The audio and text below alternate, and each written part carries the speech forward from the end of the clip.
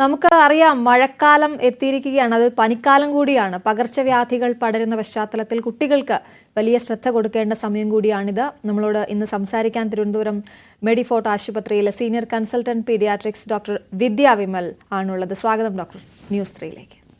Doctor പറഞ്ഞതുപോലെ തന്നെ മഴക്കാലം വരുമ്പോൾ പണ്ടത്തെക്കാളും പേടിയും ആശങ്കയും ഒക്കെ ഉണ്ട് നമുക്ക്. ഇപ്പോൾ പ്രത്യേകിച്ച് ഈ പകർച്ചപ്പനി പടരുന്നു, അത് പടർന്നു പിടിച്ചുകൊണ്ടേയിരിക്കുന്നു. എങ്ങനെ അതിനെ നേരിടണം എന്നൊക്കെയുള്ള ആശങ്ക നമുക്കുണ്ട്, പ്രത്യേകിച്ച് ഈ സ്കൂൾ തുറക്കുന്ന സാഹചര്യത്തിലൊക്കെ. എന്താണ് ആമുഖമായി പറയാനുള്ളത്? മഴക്കാലം വരാതിരിക്കുകയായിരുന്നു അല്ലേ, നമ്മളെല്ലാം കാത്തിരിക്കുന്നത്. ഈ ചൂടൊന്ന് കുറഞ്ഞാൽ മതി എന്നായിരുന്നു എല്ലാവരുടെയും ചിന്ത. പക്ഷെ മഴ വന്നപ്പോൾ മഴയോടൊപ്പം പനിയും കൂടുകയാണ്.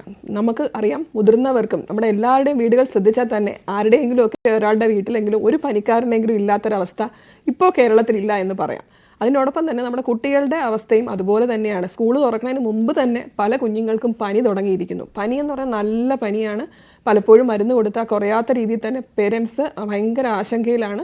എന്താണിത്, വൈറൽ പനിയാണോ, അങ്ങനെയുള്ളൊരു ചിന്തയുണ്ട്. അപ്പോൾ പനിയോടൊപ്പം കോവിഡും നമ്മുടെ ഒപ്പം മഴയോടൊപ്പം എത്തിയിരിക്കുന്നു എന്നുള്ളതാണ് വേറെ ഒരു ആശങ്ക ഉണർത്തുന്ന കാര്യം.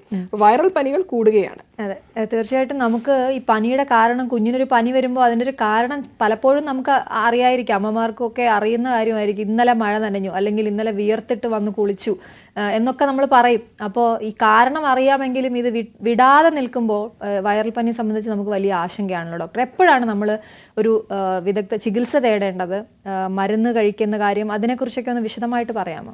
നമുക്കൊരു സാധാരണ പനി നമ്മുടെ കുഞ്ഞിന് കണ്ടു, ഉടനെ അത് വൈറൽ പനിയാണോ, കോവിഡ് ആണോ, ഫ്ലൂ ആണോ, അങ്ങനെയുള്ള ഡയഗ്നോസുകൾ ഒന്നും ചിന്തിക്കേണ്ട. സാധാരണ പോലെ മഴക്കാലം വന്നു, സാംക്രമിക രോഗങ്ങളിൽ ഏറ്റവും കോമൺ നമ്മുടെ ജലദോഷപ്പനിയായിട്ട് തന്നെ കരുതിയാൽ മതി. പക്ഷെ ശ്രദ്ധിക്കേണ്ട കാര്യം, നമ്മൾ കുഞ്ഞുങ്ങൾക്ക് മരുന്ന് കൊടുക്കും, നമുക്കറിയാവുന്ന ഡോസ് ഡോക്ടറോട് നിർദ്ദേശപ്രകാരം മാത്രം കൊടുക്കുക. സ്വയം ചികിത്സ ചെയ്യരുത്. ഡോക്ടർ നിർദ്ദേശിച്ച അളവ് അറിയാമെങ്കിൽ ആ മരുന്ന്, പാരസെറ്റമോൾ മരുന്ന് കൊടുത്ത ശേഷം 1-2 ദിവസം നോക്കാം. ഈ 2 ദിവസം നോക്കുന്നതിനിടയ്ക്ക് നാം അറിഞ്ഞിരിക്കേണ്ട പ്രധാന കാര്യം എന്ന് പറയുന്നത്, പനി ഒരു രോഗലക്ഷണമാണ്. അപ്പോൾ പനിയോടൊപ്പം കുഞ്ഞെങ്ങനെയെന്നുള്ളത് ശ്രദ്ധിക്കുക. ചെറിയ കുട്ടികൾ, 1 വയസ്സിൽ താഴെ പ്രായമുള്ള കുട്ടികൾ, പ്രത്യേകിച്ചും 3 മാസത്തിൽ താഴെ പ്രായമുള്ള കുട്ടികളാണെങ്കിൽ അതീവ ശ്രദ്ധ വേണം. കാരണം കുഞ്ഞുങ്ങൾക്ക് 1 വയസ്സിൽ താഴെ പ്രായമാകുമ്പോൾ പലപ്പോഴും കുഞ്ഞുങ്ങൾക്ക് പറയാനറിയില്ല, അവർ കരയുക മാത്രമേ ചെയ്യുള്ളൂ. അപ്പോൾ പാലെടുക്കുന്നില്ല, കുഞ്ഞ് നിർത്താതെ കരയുന്നു, പനി കുറയുന്നില്ല എന്നുണ്ടെങ്കിൽ തീർച്ചയായും അത് 2 ദിവസം അല്ലെങ്കിൽ 3 ദിവസമോ വെയിറ്റ് ചെയ്യരുത്. കുഞ്ഞിനെ ഉടനെ തന്നെ ഡോക്ടറെ കാണിക്കുക. പക്ഷെ അല്ലാത്ത പക്ഷം പനി നമുക്ക് 2 ദിവസം ശ്രദ്ധിക്കാം. പനി കുറയുന്നുണ്ട്, മരുന്ന് കൊടുക്കുമ്പോൾ കുറയുന്നുണ്ട്, മറ്റ് അസ്വസ്ഥതകളൊന്നുമില്ല, വേറെ രോഗലക്ഷണങ്ങൾ, ശ്വാസം മുട്ട് അല്ലെങ്കിൽ മറ്റ് ബ്ലീഡിങ് മാനിഫെസ്റ്റേഷൻസോ ദേഹത്ത് റാഷോ അങ്ങനെ എന്തെങ്കിലുമൊക്കെ കാണുകയാണെങ്കിൽ ഉടനെ തന്നെ ആശുപത്രിയിൽ കൊണ്ടുപോയി പരിശോധന ആവശ്യമാണ്. തീർച്ചയായിട്ടും. നമ്മളിപ്പോൾ ഏറ്റവും കൂടുതൽ പേടിക്കുന്ന ഒരു ആശങ്കപ്പെടുന്ന ഒരു കാര്യമാണ് കോവിഡ്. നമ്മൾ ഒരു സമയത്ത് വല്ലാതെ അതിനെ പ്രതിരോധിക്കാനുള്ള നടപടികളൊക്കെ ചെയ്തിരുന്നെങ്കിൽ ഇപ്പം നമുക്കതിലൊരു ലാഘവം പലയിടത്തും കാണുന്നുണ്ട് എന്ന് ആണ് ഞാൻ മനസ്സിലാക്കുന്നത്. ഡോക്ടർക്ക് എന്താണ് തോന്നുന്നത്? എപ്പോഴാണ് നമ്മൾ ഈ കോവിഡ് ടെസ്റ്റ് ചെയ്യേണ്ടത്? ഈ വരുന്ന പനികളെല്ലാം അതുതന്നെയാണോ എന്നൊക്കെയുള്ള ചിന്ത നമുക്കുണ്ട്. ചിലപ്പോൾ കൂടുതൽ ഒരു വീട്ടിൽ ഒരാൾക്ക്, ഇപ്പോൾ ഡോക്ടർ പറഞ്ഞു, ഒരാൾക്ക് വന്നു കഴിഞ്ഞാൽ എല്ലാവർക്കും പെട്ടെന്ന് വരുന്ന അവസ്ഥ, ക്ഷീണത്തോടു കൂടിയുള്ള പനി, ജലദോഷം, അങ്ങനെയുള്ള പ്രശ്നങ്ങളൊക്കെ ഈ കോവിഡ്, ഇപ്പോഴത്തെ കോവിഡിന് പല പല വകഭേദമുണ്ടല്ലോ. എന്താണ് അതിനെക്കുറിച്ച് പറയാനുള്ളത്? എപ്പോഴാണ് ടെസ്റ്റ് ചെയ്യേണ്ടത്?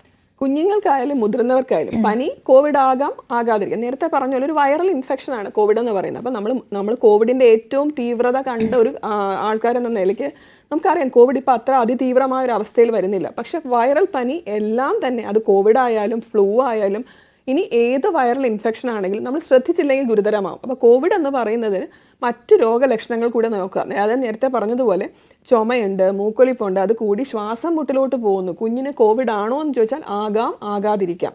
അപ്പം അസുഖം മാറുന്നില്ല, ഗുരുതരാവസ്ഥയിലോട്ട് രോഗി മാറുന്നു, പനി കൂടുന്നു, ശ്വാസം മുട്ട് കൂടുന്നു, കുഞ്ഞ് പാല് കുടിക്കുന്നില്ല, മരുന്ന് ഏക്കാത്ത ഒരവസ്ഥ, അല്ലെങ്കിൽ പനിയുടെ മരുന്ന് കൊടുത്തിട്ടും പനി കുറയുന്നില്ല, അതിതീവ്രമായ രീതിയിൽ പനി നിൽക്കുന്നെങ്കിൽ അത് ഏത് വൈറൽ ഇൻഫെക്ഷനും കോവിഡ് ആകാം. അപ്പോൾ ടെസ്റ്റ് ചെയ്ത് നോക്കണമെന്ന് ചോദിച്ചാൽ തീർച്ചയായിട്ടും ടെസ്റ്റ് ചെയ്താൽ മാത്രമേ അത് കോവിഡ് ആണോ എന്ന് നമുക്ക് സ്ഥിരീകരിക്കാൻ പറ്റുകയുള്ളൂ. നമുക്ക് അവൈലബിൾ ആയിട്ടുള്ള വൈറൽ ഇൻഫെക്ഷൻസിൽ ഇപ്പം മരുന്നുകളിൽ ഇൻഫ്ലുവൻസ എന്ന് പറയുന്ന വൈറസിനെതിരെ ആൻറ്റി വൈറൽ മരുന്ന് ലഭ്യമാണ്. അപ്പോൾ പൊതുവേ നമ്മൾ ബ്ലഡ് ടെസ്റ്റ് ചെയ്യുന്നു, കുഞ്ഞിന് അസുഖം കുറയുന്നില്ല, വൈറൽ പനിയാണ് സംശയിക്കുന്നതെങ്കിൽ നമ്മൾ വൈറൽ ന്യൂമോണിയ എക്സ്റേ ഒക്കെ എടുത്ത് വൈറൽ ന്യൂമോണിയ ആണെന്ന് ഡോക്ടർ പറയുമ്പോൾ മിക്കപ്പോഴും ആദ്യം കൊടുക്കുന്ന മരുന്നെന്ന് പറയുന്ന ആൻറ്റി വൈറൽ മരുന്ന്, ഫ്ലൂവിന് ആൻറ്റി ഫ്ലൂ ആയിട്ടുള്ള മെഡിസിനാണ് കൊടുക്കുക. സിറപ്പായിട്ടും മുതിർന്ന കുട്ടികൾക്കാണെങ്കിൽ ഗുളികയായിട്ട് ലഭ്യമാണ്. അപ്പോൾ ഈ മരുന്ന് കൊടുക്കുന്നു.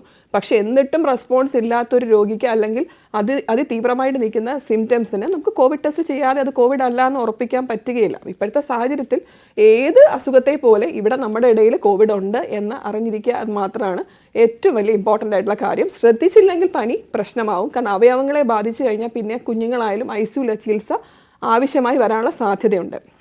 ഈ ലക്ഷണങ്ങളെ കുറിച്ച് പറയുമ്പോൾ കോവിഡിന് നമ്മൾ പണ്ട് ഏറ്റവും കൂടുതൽ പെട്ടെന്ന് ലക്ഷണങ്ങൾ പറഞ്ഞുകൊണ്ടിരുന്നത് സ്മെല്ല് പോവുക, ടേസ്റ്റ് പോവുക എന്നൊക്കെയാണ്. അപ്പോൾ ടേസ്റ്റ് പോകുന്നതൊക്കെ നോർമൽ, നമ്മുടെ ജലദോഷപ്പനിക്ക് പോലും ടേസ്റ്റ് നമുക്കില്ലാതെ വരും. പക്ഷെ കോവിഡിൻ്റെ അത് വ്യത്യാസമാണ്, കുറേ ദിവസങ്ങൾ നീണ്ടു നിൽക്കുന്നൊക്കെയാണ്. അപ്പോൾ ഇപ്പോഴത്തെ കോവിഡിൻ്റെ ലക്ഷണങ്ങൾ അങ്ങനെ എന്തെങ്കിലും ഉണ്ടോ ഡോക്ടർ? വ്യത്യാസമായിട്ട് പ്രത്യേകിച്ചൊന്നും തന്നെ വന്നിട്ടില്ല. കാരണം പൊതുവേ തന്നെ കോവിഡിന് ആദ്യം മുതലേ പറയുന്ന സിംറ്റംസ് എന്ന് പറയുന്നത് പനി, കടുത്ത രീതിയിലുള്ള പനി ഉണ്ടാവും, തൊണ്ടവേദനയുണ്ട്, മൂക്കൊലിപ്പുണ്ട്, ദേഹം വേദനയുണ്ട്, ക്ഷീണമുണ്ട്. അപ്പോൾ ഇതെല്ലാം തന്നെ കോവിഡിൻ്റെ ലക്ഷണങ്ങളാണ്. നേരത്തെ പറഞ്ഞ പോലെ ഫ്ലൂവിനാവാം, വൈറൽ പനികൾക്കാവാം, എല്ലാത്തിനും കോമൺ ആയിട്ടുള്ള സിംറ്റംസ് തന്നെയാണ് ഈ തൊണ്ടവേദനയും മൂക്കൊലിപ്പും ചുമയും കടുത്ത പനിയുമെല്ലാം. കോവിഡ് എന്ന് പറയുമ്പോൾ തന്നെ ഈ സ്കൂൾ തുറക്കുമ്പോൾ നമുക്ക് പേടി അതാണ്, ഇനി ഏറ്റവും കൂടുതൽ സ്പ്രെഡ് വരാൻ പോകുന്നത് ചിലപ്പോൾ ആ സമയത്തായിരിക്കും. ഇപ്പം കാരണം കുട്ടികൾ കൂടുതൽ പേരും ഈ അവധിക്കാല ക്ലാസ്സുകളൊക്കെ ഒഴികെയുള്ള കുട്ടികൾ വീടുകളിൽ തന്നെ തുടരുന്ന അവസ്ഥയുണ്ട്. അതുകൊണ്ട് കുറച്ചൊക്കെ ഒന്ന് കൺട്രോൾ ചെയ്ത് നമുക്ക് നിർത്താൻ പറ്റും. പക്ഷെ അവർ സ്കൂളിലേക്ക് പോകുമ്പോൾ അങ്ങനെ ആശങ്കപ്പെടേണ്ട ഒരു സാഹചര്യം നിലവിലുണ്ടോ ഡോക്ടർ? നമുക്ക് കോവിഡ് മാത്രമല്ല, നേരത്തെ പറഞ്ഞ പോലെ ഏത് വൈറൽ ഇൻഫെക്ഷൻ സ്കൂൾ തുറക്കുമ്പോൾ തീർച്ചയായിട്ടും ഏതൊരച്ഛനമ്മമാരെ പോലെ നമ്മളെല്ലാവരും ആശങ്കയിൽ തന്നെയാണ്. കാരണം സ്കൂൾ തുറക്കുമ്പോൾ അവരെല്ലാവരും ഫുഡ് ഷെയർ ചെയ്യും, കളിക്കും, കോണ്ടാക്റ്റ് വരും, എക്സ്പോഷർ കൂടും. അപ്പോൾ കൂടുതലായിട്ട് ഇൻഫെക്ഷൻ സ്പ്രെഡ് ചെയ്യാനുള്ള സാധ്യതയുണ്ട്. ഏറ്റവും വലിയ കാര്യം എന്ന് പറഞ്ഞാൽ കുഞ്ഞുങ്ങളുടെ അസുഖം പൂർണ്ണമായി മാറാതെ ഒരിക്കലും സ്കൂളിൽ വിടരുത്. ചെറിയ പനിയൊക്കെ ഒന്ന് മാറിക്കഴിയുമ്പോൾ ഉടനെ വിടരുത്. കാരണം അത് മറ്റു കുട്ടികളിലേക്ക് പകർന്നു പിടിക്കാനുള്ള സാധ്യതയുണ്ട്. അപ്പോൾ പനി പൂർണ്ണമായി മാറി കുഞ്ഞ് ബെറ്റർ ആണ് സിംറ്റമാറ്റിക്കലി എന്ന് ഉറപ്പുണ്ടെങ്കിൽ മാത്രം വിടുക. മാസ്ക് ധരിപ്പിക്കുക, കൈകൾ വൃത്തിയായി കഴുകുക. കാരണം കോണ്ടാക്റ്റ് വഴിയാണ് ഏറ്റവും കൂടുതൽ ഇൻഫെക്ഷൻ സ്പ്രെഡ് ചെയ്യുന്നത്. അപ്പോൾ അസുഖം പൂർണ്ണമായി മാറാതെ കുഞ്ഞുങ്ങളെ വിടുന്നത് ഒരാൾക്ക് മാത്രമല്ല മറ്റു കുട്ടികൾക്കും അതൊരു അപകടമുണ്ടാക്കുന്ന കാര്യമാണ്. ഡോക്ടർ, അതുപോലെ തന്നെ ഈ കുഞ്ഞുങ്ങളുടെ കാര്യം എടുക്കുമ്പോൾ നമ്മൾ ഈ കോവിഡ് അല്ലെങ്കിൽ മറ്റെന്ത് വൈറൽ പനിയോ ആയിക്കോട്ടെ അത് ഗുരുതരമാകുന്നത് അതെപ്പോഴാണ്? കാരണം നമ്മൾ ഒരുപാട് കോവിഡ് മരണങ്ങളൊക്കെ കഴിഞ്ഞ തവണ നമ്മൾ കണ്ടതാണ്, അതിനെ നമ്മൾ ഫേസ് ചെയ്ത് മുന്നോട്ട് പോയിക്കൊണ്ടിരിക്കുന്നതുമാണ്. എപ്പോഴാണ് ഈ കുഞ്ഞുങ്ങളിൽ ഇത് ഗുരുതരമാകുന്നത്? അത് എങ്ങനെയാണ് അതിനെക്കുറിച്ച് പറയാൻ കഴിയുക? ഏത് വൈറൽ പനിയും കോവിഡ് ആണെങ്കിലും അത് എത്രയാണെങ്കിലും നമുക്ക് അറിയേണ്ട കാര്യം എന്ന് വെച്ചാൽ ഏത് പനിയും തീവ്ര അവസ്ഥയിലെത്തുമ്പോൾ കുഞ്ഞിന് മരണം സംഭവിക്കാനുള്ള സാധ്യതയുണ്ട്. അതെങ്ങനെ മനസ്സിലാക്കാം എന്ന് വെച്ചാൽ കുഞ്ഞുങ്ങൾ, ചെറിയ കുട്ടികൾ, നേരത്തെ പറഞ്ഞതുപോലെ തീരെ ചെറിയ കുട്ടികളിൽ വളരെയധികം ശ്രദ്ധ വേണം. പ്രത്യേകിച്ച് 1 വയസ്സിൽ താഴെ പ്രായമുള്ള കുട്ടികളിൽ മാതാപിതാക്കൾ വളരെ കാര്യമായി ശ്രദ്ധിക്കണം. പനി സ്വയം ചികിത്സ ചെയ്യരുത്. പലപ്പോഴും മരുന്ന് കൊടുത്ത് കുറയും എന്ന് ധരിച്ച് ഇരിക്കും. പാല് കുടിക്കുന്നില്ല, കുഞ്ഞിന് എന്തെങ്കിലും അസ്വസ്ഥതകൾ കാണുകയാണെങ്കിൽ തീർച്ചയായിട്ടും കാണിക്കണം. ഹാർട്ടിനെ ബാധിക്കുക, അഥവാ മയോകാർഡിറ്റിസ് എന്ന അവസ്ഥ, അതുപോലെ കിഡ്നിയെ ബാധിക്കാം, ലിവറിനെ ബാധിക്കാം. ആ ഒരു അവസ്ഥയിലോട്ട് കുഞ്ഞ് എത്തിക്കഴിഞ്ഞു കഴിഞ്ഞാൽ പലപ്പോഴും നമുക്ക് വളരെയധികം സിവിയർ ആവുകയും ICU ചികിത്സ ആവശ്യമായി വരികയും മരണം സംഭവിക്കുന്ന പലപ്പോഴും മയോകാർഡൈറ്റിസ് എന്നൊരു അവസ്ഥയിലെത്തുക. അതുപോലെ വൈറൽ ഇൻഫെക്ഷൻസ്, നേരത്തെ പറഞ്ഞ കോവിഡോ ഫ്ലൂവോ ഒക്കെ ആണെങ്കിൽ ന്യൂമോണിയയിലോട്ട് എത്താം. അപ്പോൾ അങ്ങനത്തെ അവസ്ഥയിൽ എത്തുമ്പോഴാണ് കുഞ്ഞുങ്ങൾ ഗുരുതരമാവുന്നത്. അപ്പോൾ ആ ഒരു അവസ്ഥയിൽ എത്തിക്കഴിഞ്ഞാൽ പിന്നെ നമുക്ക് ചികിത്സിക്കുമ്പോൾ വളരെയധികം പ്രയാസമായിരിക്കും. അപ്പോൾ ഇൻഫ്ലുവൻസ ആണെങ്കിലും കോവിഡ് ആണെങ്കിലും നമുക്ക് ചികിത്സിക്കേണ്ടത് ആദ്യത്തെ സ്റ്റേജ് ഏർലി ആയിട്ട് തന്നെ കുഞ്ഞിന് അസ്വസ്ഥതകൾ തുടങ്ങുമ്പോൾ തന്നെ പനിയാണെങ്കിലും 1-2 ദിവസം നോക്കി തീരെ കുറയുന്നില്ല എന്നുണ്ടെങ്കിൽ ഉടനെ തന്നെ ഡോക്ടറെ കാണിക്കുന്നു. അതുപോലെ തന്നെ ചെറിയ കുട്ടികളാണെങ്കിൽ മുലപ്പാൽ കുടിക്കുന്ന കുഞ്ഞുങ്ങളുടെ പ്രശ്നം എന്ന് പറഞ്ഞാൽ ചെറിയ കുഞ്ഞുങ്ങൾക്ക് പറയാൻ അറിയില്ല. അപ്പം നെഞ്ചുവേദന ഉണ്ടെങ്കിലോ അല്ലെങ്കിൽ മറ്റ് അസ്വസ്ഥതകൾ ഉണ്ടെങ്കിലോ നമ്മൾ ഡോക്ടർ പരിശോധിച്ചാൽ മാത്രമേ, വൈറ്റൽസ് ചെക്ക് ചെയ്യുമ്പോഴാണ് നമുക്ക് മനസ്സിലാവുക ഹൃദയത്തിൻ്റെ ഇടിപ്പ് എങ്ങനെയുണ്ട്. ചിലപ്പോഴാണെങ്കിൽ നമുക്ക് കുഞ്ഞുങ്ങളുടെ ക്ഷീണം കാണുമ്പോൾ നമ്മൾ ചെക്ക് ചെയ്ത് നോക്കും, ECG ഒക്കെ എടുത്ത് നോക്കുമ്പോഴാണ് ഹാർട്ടിൻ്റെ ചേഞ്ചസ് വല്ലതും ഉണ്ടോ എന്നൊക്കെ നമുക്ക് മനസ്സിലാവും. അപ്പം കുഞ്ഞുങ്ങളിൽ അമിതമായ ക്ഷീണം, കടുത്ത പനി, അതുപോലെ തലകറക്കം അതൊക്കെ കാണുകയാണെങ്കിൽ എത്രയും പെട്ടെന്ന് ആശുപത്രിയിൽ എത്തുക, ഡോക്ടറെ കണ്ട് കാണിക്കുക, BP നോക്കുക, വൈറ്റൽസ് ചെക്ക് ചെയ്യുക. ക്ലിനിക്കൽ എക്സാമിനേഷൻ വളരെ ആവശ്യമാണ്. അതുകൊണ്ടാണ് സ്വയം ചികിത്സ എന്ന് പറയുന്നത്. അതുപോലെ വച്ച് താമസിപ്പിക്കാതെ ഡോക്ടറെ കണ്ട് കാണിക്കണമെന്ന് പറയുന്നത്. ഒരു വലിയ തെറ്റിദ്ധാരണയുള്ളത് ഡോക്ടർ, നമ്മൾ ഇപ്പം ഞാനടക്കമുള്ള ആളുകൾ പറയാറുണ്ട്, നമുക്ക് ഡോക്ടറെ അടുത്ത് പോയാൽ കിട്ടുന്ന മരുന്ന് നമ്മുടെ തന്നെ ചിലപ്പോൾ കാണുമായിരിക്കും, പക്ഷെ അത് വാങ്ങിക്കൊടുത്ത കുഞ്ഞിന് ചിലപ്പം നമ്മൾ വാങ്ങിക്കൊടുത്ത ചിലപ്പോൾ മാറില്ല, ഡോക്ടറെ കണ്ടാലേ മാറുള്ളൂ എന്നൊക്കെയുള്ള ആളുകളുണ്ട്. അപ്പോൾ അതുപോലെയാണ് ഈ ഡോക്ടർ പറഞ്ഞ സ്വയം ചികിത്സ അത് എത്രത്തോളം ഗുരുതരമാണ് എന്നുള്ളത്. നമ്മൾ വിചാരിക്കും അവിടെ പോയാലും ഈ മരുന്നേ തരുവുള്ളൂ നമുക്ക്, അല്ലെങ്കിൽ വെയിറ്റ് നോക്കുന്നതും ഈ പറഞ്ഞ പോലെ എത്രയാണ് ബ്ലഡ് പ്രഷറും അതും ഇതുമൊക്കെ നോക്കുന്നതും ഒക്കെ എത്രത്തോളം ഇമ്പോർട്ടൻ്റ് ആണ് എന്നുള്ളത് പലരും അറിയുന്നില്ല. അത് കയ്യിലുള്ള മരുന്ന് തന്നെ കൊടുത്ത് ഈ പനി അടക്കി വെക്കാൻ ശ്രമിക്കുന്നത് അത് എത്രത്തോളം ഗുരുതരമാകുന്ന ഒരു പ്രശ്നമാണ്. കുഞ്ഞുങ്ങൾക്ക് പനിയുണ്ട്, കുഞ്ഞ് തലകറക്കം പറയുന്നു, 2 ദിവസമായി കുഞ്ഞ് ക്ഷീണം പറയുന്നു. പലപ്പോഴും നമ്മൾ വിചാരിക്കും വൈറൽ പനിയുടെ ക്ഷീണമാണ്. എണീറ്റ് നിൽക്കുമ്പോൾ തല കറങ്ങുന്നു. അതുപോലെ തന്നെ ആഹാരം ഒന്നും കഴിക്കുന്നില്ല, മൂത്രത്തിൻ്റെ അളവ് കുറയുന്നു. ഈ പറഞ്ഞ കാര്യങ്ങളെല്ലാം തന്നെ ഹൈപ്പോ ടെൻഷൻ, ഹൈപ്പോവോളീമിയ, അതായത് ശരീരത്തിൽ ജലത്തിൻ്റെ അംശം കുറയുന്നു. അപ്പോൾ നമ്മൾ ഉപ്പിട്ട കഞ്ഞിവെള്ളം കൊടുക്കുന്നു, കരിക്ക് വെള്ളം കൊടുക്കുന്നു, പക്ഷേ ക്ഷീണം മാറുന്നില്ല, അവൻ ഒട്ടും തല പൊക്കുന്നില്ല. ഇതെല്ലാം BP കുറവാകാം. ചിലപ്പോൾ പനി കടുത്ത രീതിയിൽ പനിയുള്ള ഒരാൾക്ക് നേരത്തെ പറഞ്ഞതുപോലെ മയോകാർഡൈറ്റിസ് ആവാം. ഇതെന്ത് പനിയും നമ്മളൊരു അസ്വസ്ഥത നിൽക്കുകയാണെങ്കിൽ എല്ലാവർക്കും എല്ലാ പ്രശ്നവും ഉണ്ടാവണമെന്നില്ല. പക്ഷെ നമ്മളൊരു 1000 പേരെ ചികിത്സിക്കുമ്പോൾ ഒരാൾക്ക് ആർക്കാണ് ഗുരുതരാവസ്ഥയിലോട്ട് പോവുക എന്നുള്ളത് നമുക്ക് ആർക്കും പ്രിഡിക്റ്റ് ചെയ്യാനാവുകയില്ല. അപ്പം ക്ലിനിക്കലി എന്ത് പ്രശ്നമാണ് ഒരു കുഞ്ഞിന് കാണുകയാണെങ്കിൽ അത് കാണിക്കുക, ഇവാലുവേറ്റ് ചെയ്യുക. കുഞ്ഞിന് തലകറക്കം പറയുന്നു, നെഞ്ചുവേദന പറയുന്നു, തീർച്ചയായിട്ടും BP നോക്കണം, ബ്ലഡ് പ്രഷർ ചെക്ക് ചെയ്യണം. അതുപോലെ ഹൃദയമെടുപ്പ് എങ്ങനെയുണ്ടെന്ന് പരിശോധിക്കണം, പൾസ് നോക്കണം, പൾസ് വോളിയം ഒക്കെ കുറവാണോ, മൂത്രത്തിൻ്റെ അളവ് കുറയുന്നു. ചില അമ്മമാർ പറയാറുണ്ട് രാവിലെ മൂത്രം ഒഴിച്ചാൽ പിന്നെ ഒഴിച്ചിട്ടേ ഇല്ല, വൈകുന്നേരം വരെ ഒഴിച്ചിട്ടില്ല ഡോക്ടറെ എന്ന് പറയും. പക്ഷേ നമ്മൾ അറിഞ്ഞിരിക്കേണ്ട കാര്യം രാവിലെ 8 മണിക്ക് മൂത്രം ഒഴിച്ചിട്ട് ഒരു 6-7 മണിക്കൂർ കഴിഞ്ഞു അല്ലെങ്കിൽ വൈകുന്നേരം ഒരു 5-6 മണിയായിട്ട് മൂത്രം ഒഴിക്കാത്തത് മൂത്രത്തിൻ്റെ അളവ് കുറയുന്ന ഒരു അവസ്ഥ തന്നെയാണ്. 6 മണിക്കൂറിന് മുകളിൽ വരുന്നത് യൂറിൻ ഔട്ട്പുട്ട് കുറവാണെന്നാണ് എൻ്റെ അർത്ഥം. ഡീഹൈഡ്രേറ്റഡ് ആണ് കുഞ്ഞ്. അപ്പം നിർജ്ജലീകരണം, ഡീഹൈഡ്രേഷൻ എന്ന് പറയുന്നത് നമുക്ക് ഒരുപാട് സമയം കഴിയുമ്പോൾ നമ്മുടെ അവയവങ്ങളെ ബാധിക്കും. അപ്പോൾ അങ്ങനെയുള്ള രോഗിക്ക് ഡോക്ടർ കണ്ടിട്ട് ബ്ലഡ് പ്രഷർ എത്രയാണ്, ഹാർട്ട് റേറ്റ് എത്രയാണ് എന്ന് നോക്കേണ്ടത് വളരെ അത്യാവശ്യമായ കാര്യമാണ്. നമുക്ക് കുഞ്ഞുങ്ങൾക്ക് ആർക്കും കുഴപ്പമില്ലാതെ പോകട്ടെ എന്ന് പ്രാർത്ഥിക്കാം. പക്ഷെ കുഴപ്പം വരുന്നത് നമുക്ക് തടയാൻ പറ്റുന്ന ഒരു കാര്യമാണെന്ന് എല്ലാവരും അറിഞ്ഞിരിക്കേണ്ടതാണ്. ഡോക്ടർ, ഈ ഡെങ്കിപ്പനി നമ്മൾ എപ്പോഴും ആശങ്കപ്പെടുന്ന ഒരു കാര്യമാണ്, പെട്ടെന്ന് പിടിക്കുന്നതുമായിട്ടുള്ള ഒരു രോഗം കൂടിയാണ്. അത് എപ്പോഴാണ് ടെസ്റ്റ് ചെയ്യേണ്ടത്? നമ്മൾ അതിനെന്തെങ്കിലും പ്രത്യേക ലക്ഷണങ്ങളോ മറ്റോ ഉണ്ടോ? തീർച്ചയായിട്ടും ഡെങ്കിപ്പനിയാണ് നമ്മുടെ ഈ ഒരു കാലാവസ്ഥയിൽ നമ്മൾ ഏറ്റവും പേടിക്കേണ്ടതും എന്നാൽ ശ്രദ്ധ വേണ്ടതുമായ ഏറ്റവും ഇമ്പോർട്ടൻ്റ് ആയ ഒരു വൈറൽ ഇൻഫെക്ഷൻ എന്ന് പറഞ്ഞാൽ ഡെങ്കിപ്പനിയുടെ പ്രത്യേകത എന്ന് പറഞ്ഞാൽ കടുത്ത രീതിയിലുള്ള പനിയായിരിക്കും. കുഞ്ഞുങ്ങളാണെങ്കിലും മുതിർന്നവർക്കാണെങ്കിലും ദേഹം മുഴുവൻ വേദന, ബ്രേക്ക് ബോൺ ഫീവർ എന്നാണ് പറയുക. അതുപോലെ കണ്ണിന് വേദന ഉണ്ടായിരിക്കും, തലവേദന ഉണ്ടായിരിക്കും, നല്ല കൈകാൽ കഴപ്പുകൾ ഉണ്ടായിരിക്കും. അതുപോലെ തന്നെ പനി കൂടി വരുമ്പോഴത്തേക്കും നമുക്കറിയാം ഒരു 2-3 ദിവസം ചിലപ്പോൾ ചില ആൾക്കാർക്ക് റാഷസ് വരാം കുഞ്ഞുങ്ങൾക്ക്. അതുപോലെ ഉള്ളം കൈയിലും കാലിലും ഒക്കെ ചുമപ്പുണ്ടാവും, മുഖത്തൊക്കെ ഒരു തുടിപ്പുണ്ടാവും, കണ്ണിന് ചിലപ്പോൾ ചുവപ്പ് വരാം. അപ്പോൾ ഇതൊക്കെ പൊതുവെയുള്ള രോഗലക്ഷണങ്ങളാണ്. പക്ഷെ പനി കടുക്കുന്ന ഒരവസ്ഥയിൽ ഗുരുതരാവസ്ഥയിലോട്ട് മാറുമ്പോൾ പനി മാറാൻ നിൽക്കുന്നു. അതുപോലെ ദേഹത്ത് ചുമന്ന കുത്തുകൾ വരാം, ബ്ലീഡിങ് സ്പോട്ട്സ് വരാം, കുഞ്ഞു വയറുവേദന, ഛർദിൽ, ഇങ്ങനെയുള്ള രോഗലക്ഷണങ്ങളും ഡെങ്കിപ്പനിയുടെ ഭാഗമായിട്ട് വരാറുണ്ട്. അപ്പം നമ്മൾ അറിഞ്ഞിരിക്കേണ്ടത് ഈ ലക്ഷണങ്ങൾ കാണുകയാണെങ്കിൽ നമ്മൾ ഉടനെ ഫസ്റ്റ് ഡേ തന്നെ ഡെങ്കിന് ടെസ്റ്റ് ചെയ്യേണ്ട കാര്യമില്ല. ഒരു second day 48 hours to 72 hours blood test ചെയ്ത് നോക്കണം. എന്തുകൊണ്ടെന്നാൽ നമുക്ക് പ്ലേറ്റ്ലെറ്റ് കൗണ്ട് ഫോൾ ചെയ്യുന്നത്, ഡെങ്കുവിൻ്റെ പ്ലേറ്റ്ലെറ്റ് കൗണ്ട് ഫോൾ ചെയ്യുന്നത് 3rd ഡേയിലാണ്. ഡെങ്കു ഫീവറിന് കൗണ്ട് ഫോൾ ചെയ്യുക 3rd ഡേയിൽ മാത്രമാണ്. അപ്പോൾ ഫസ്റ്റ് ഡേയിൽ നമ്മൾ നോക്കി ആ കൗണ്ട് നോർമലാണ്, അതുകൊണ്ട് ഡെങ്കു ഫീവർ അല്ല, അല്ലെങ്കിൽ പ്ലേറ്റ്ലെറ്റ് കൗണ്ട് നോർമൽ അല്ലേ എന്ന് കരുതിയിരിക്കരുത്. പനി 104 കാണുമ്പോൾ പല പേരൻസ് ചോദിക്കും ഫസ്റ്റ് ഡേ തന്നെ നമുക്ക് കൗണ്ട് ചെയ്യേണ്ടതെന്ന്. അപ്പം ഫസ്റ്റ് ഡേയിൽ നമുക്ക് കൗണ്ട് ചെയ്യേണ്ട, ഒരു 48 to 72 hours കൗണ്ട് ചെയ്ത് നോക്കണം. അതിൽ ഫോൾ ചെയ്യാൻ സാധ്യതയുണ്ട്. 3rd day to 7 days വരെ പ്ലേറ്റ്ലെറ്റ് കൗണ്ട് ഫോൾ ചെയ്യാനുള്ള സാധ്യതയുണ്ട്. തീർച്ചയായിട്ടും. അതിനുശേഷം നമ്മൾ പരിശോധനയ്ക്ക് ശേഷമുള്ള ചികിത്സാ രീതി ഡെങ്കുവിൻ്റെ ആണെങ്കിൽ എങ്ങനെയായിരിക്കും ഡോക്ടർ? എപ്പോഴാണ് കുഞ്ഞ് നമ്മൾ പഴയതുപോലെ അത്രയും ഉത്സാഹത്തോടെ തിരിച്ചു വരാൻ കഴിയുക? ഡെങ്കു ഫീവറിന്റെ പ്രത്യേകത എന്ന് പറയുന്നത് കടുത്ത ക്ഷീണമാണ്. കുഞ്ഞുങ്ങൾക്കൊന്നും കഴിക്കാനുള്ള ഒരു അവസ്ഥ ഉണ്ടായിരിക്കില്ല. അപ്പം നമ്മൾ എല്ലാ കുട്ടികൾക്കും അഡ്മിഷന്റെ കാര്യമൊന്നുമില്ല. ാണെങ്കിൽ ഒരു ധൈര്യമായിട്ട് ധാരാളം വെള്ളം കുടിപ്പിക്കുക. അത് വെള്ളം കുടിപ്പിക്കുമ്പോൾ ഇലക്ട്രോലൈറ്റ്സ് ആണ് കുടിപ്പിക്കേണ്ടത്. അപ്പോൾ എങ്ങനെയാണ് നമുക്ക് വീട്ടിൽ കൊടുക്കാൻ പറ്റുക? ഉപ്പിട്ട കഞ്ഞിവെള്ളം, കരിക്കും വെള്ളം, മോരും വെള്ളം, ഉപ്പിട്ട നാരങ്ങ വെള്ളം, ഇതെല്ലാം കൊടുക്കുക. പക്ഷെ ശ്രദ്ധിക്കുക, കട്ടൻ ചായയും തേയിലയും ഗ്ലൂക്കോസും ഒന്നും എടുത്ത് കൊടുക്കരുത്. പലപ്പോഴും ആൾക്കാർ ധരിക്കുക ഗ്ലൂക്കോസ് കൊടുത്താൽ ക്ഷീണം മാറുമല്ലോ എന്നാണ്. പക്ഷെ നമുക്ക് സോഡിയം കണ്ടന്റ് ഉള്ള, ഇലക്ട്രോലൈറ്റ്സ് ഉള്ള മറ്റ് ഫ്ലൂയിഡ്സ് ആണ് ഏറ്റവും ഇമ്പോർട്ടൻ്റ് ആയിട്ടുള്ളത്. അത് ഒരുപാട് അളവിൽ അങ്ങ് പേടിച്ച് കൊടുക്കേണ്ട കാര്യമില്ല. ഡോക്ടർ പറയുന്ന അളവിൽ കൊടുക്കുക. സാധാരണ പോലെ കുഞ്ഞുങ്ങൾക്ക് ഡോക്ടർ നിർദ്ദേശിക്കുന്ന അളവിൽ വെള്ളം കുടിപ്പിച്ചാൽ മിക്ക ഡെങ്കു ഫീവറും സെറ്റിലാവും. പക്ഷെ നേരത്തെ പറഞ്ഞതുപോലെ പനി കടുക്കുന്നു, കുഞ്ഞിന് തലകറക്കമുണ്ട്, അതുപോലെ നെഞ്ചുവേദന, ശ്വാസം മുട്ട്, വയറുവേദന പറയുന്നു, ദേഹത്ത് ചെറിയ ചെറിയ ബ്ലീഡിങ് സ്പോട്ട്സ് കാണുന്നു, പല്ല് തേക്കുമ്പോൾ ബ്ലഡ് വരുന്നു, മലം പോകുമ്പോൾ കറുപ്പ് നിറം കാണുന്നു, കൈകാലുകളൊക്കെ തണുത്തിരിക്കുന്നു, മൂത്രത്തിൻ്റെ അളവ് കുറയുന്നു, നീർക്കെട്ടൊക്കെ കാണുകയാണെങ്കിൽ തീർച്ചയായിട്ടും ഉടനെ തന്നെ കുട്ടിയെ ഹോസ്പിറ്റലിൽ എത്തിക്കണം. കുട്ടിക്ക് ചിലപ്പോൾ ICU ചികിത്സയോ അല്ലെങ്കിൽ അഡ്മിറ്റ് ചെയ്ത് ചികിത്സിക്കേണ്ട ആവശ്യവും വരും. ബ്ലീഡിങ് കൗണ്ട്സ്, അതായത് പ്ലേറ്റ്ലെറ്റ് കൗണ്ട് പെട്ടെന്ന് ഫോൾ ചെയ്യുന്ന കുഞ്ഞുങ്ങൾക്കാണെങ്കിലും ശ്രദ്ധ വേണം. അല്ലാത്ത പക്ഷം മറ്റു കുട്ടികൾക്കെല്ലാം വീട്ടിൽ തന്നെ നമുക്ക് ഡീഹൈഡ്രേഷൻ കറക്റ്റ് ചെയ്ത് ഫ്ലൂയിഡ് മെയിൻറ്റെയിൻ ചെയ്ത് പോയാൽ മതിയാവും. അല്ലാത്ത കുട്ടികൾക്ക് നമുക്ക് IV ഫ്ലൂയിഡ് വേണം. സിംറ്റമാറ്റിക് ട്രീറ്റ്മെൻ്റ് ആണ്. പാരസെറ്റമോൾ മാത്രമാണ് സേഫായ ഡ്രഗ് എന്ന് പറയുക. പാരസെറ്റമോൾ കരളിനെ ബാധിക്കും, അതുകൊണ്ട് പാരസെറ്റമോൾ കൊടുക്കരുത് എന്നൊക്കെ കരുതുന്നവരുണ്ട്. അങ്ങനെയല്ല, ഡെങ്കു ഫീവറിനും പാരസെറ്റമോൾ കൊടുക്കാം, പക്ഷെ വളരെ കുറച്ച് അളവിൽ ഡോക്ടർ നിർദ്ദേശിക്കുന്ന അളവിൽ കൊടുക്കാം. മറ്റ് പെയിൻ കില്ലേഴ്സ് ഒന്നും തന്നെ, മെഫ്റ്റാൽ അല്ലെങ്കിൽ ഐബുപ്രൂഫൻ ആയിട്ടുള്ള മെഡിസിൻസ് ഒന്നും തന്നെ ഡെങ്കു ഫീവർ എന്ന് പറയുന്ന ഒരു അവസ്ഥയിൽ നമുക്ക് കൊടുക്കാൻ പറ്റിയില്ല. അപ്പം ഏത് പനിക്കും ആദ്യം കൊടുക്കേണ്ടത് പാരസെറ്റമോൾ തന്നെയാണ്.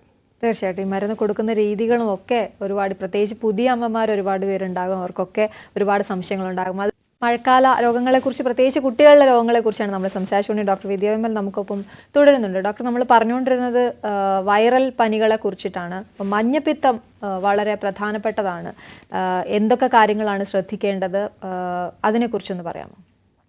നമ്മുടെ കുട്ടികളോട് ഏറ്റവും ഇമ്പോർട്ടൻ്റ് ആയ ഒരു കാര്യമുള്ളത്, പുറത്തുനിന്നുള്ള ഭക്ഷണം ഈ സമയത്ത് നമുക്ക് വാങ്ങിച്ചു കൊടുക്കുമ്പോൾ ശ്രദ്ധിക്കണം.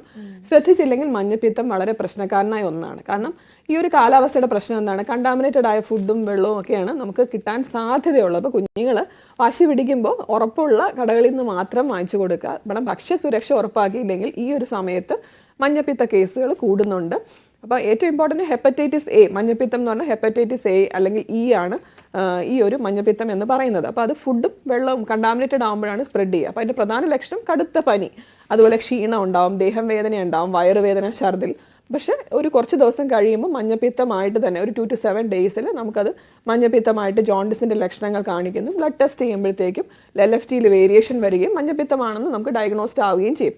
അപ്പോൾ ഈ ഒരു സമയത്തുള്ള പ്രശ്നം എന്ന് വെച്ചാൽ കുഞ്ഞുങ്ങൾക്ക് വാക്സിനേഷൻ വരെ ഉള്ളതാണ് മഞ്ഞപ്പിത്തത്തിന്. കൃത്യമായി എല്ലാ കുട്ടികൾക്കും ഹെപ്പറ്റൈറ്റിസ് എയുടെ വാക്സിനേഷൻ എടുക്കുക. ഭക്ഷ്യ സുരക്ഷ ഉറപ്പ്, തിളപ്പിച്ചാറിയ വെള്ളം മാത്രമേ കുഞ്ഞുങ്ങൾക്ക് കൊടുക്കാവൂ.